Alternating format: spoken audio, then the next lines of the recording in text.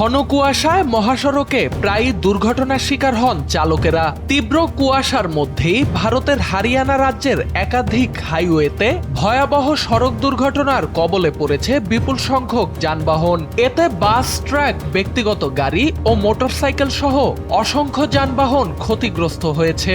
রোববার সকালে পুরো অঞ্চল কুয়াশায় ঢেকে গেলে দৃশ্যমানতা মারাত্মকভাবে কমে যায়। ভারতীয় সংবাদ মাধ্যম এনডিটিভি জানায়, হরিয়ানার হিসার এলাকার জাতীয় সড়ক 52-তে সকাল 8টার দিকে একটি গাড়ির সঙ্গে দুটি বাসের সংঘর্ষ হয়। এরপর পেছন থেকে আসা একের পর এক যানবাহন নিয়ন্ত্রণ হারিয়ে সামনে থাকা গাড়িগুলোকে ধাক্কা দিতে থাকে। এতে ঘটনাস্থলে দুর্ঘটনা কবলিত যানবাহনের একটি বড় স্তূপ তৈরি হয়। RICL TMX, যুগের পর যুগ স্থাপনা থাকে মজবুত।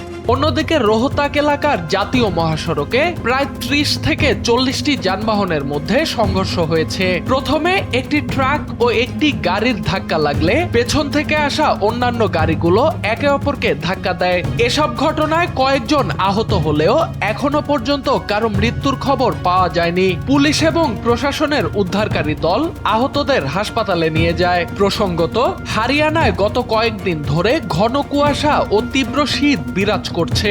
বর্তমানে সেখানে তাপমাত্রা 4 থেকে 6 ডিগ্রি সেলসিয়াসের মধ্যে ওঠানামা করছে। কুয়াশার কারণে সড়কে চলাচলে বাড়তি সতর্কতা অবলম্বনের আহ্বান জানিয়েছে প্রশাসন।